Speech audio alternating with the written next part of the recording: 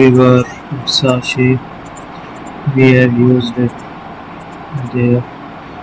It's an editing tutorial about learning purpose. You can use it for the further designs. Explore the more options. Here I will take again a new shape. It's a new design. I will use the different paints. Upload the designs here.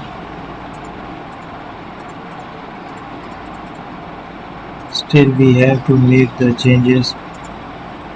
It's a layer style we have added into the shape.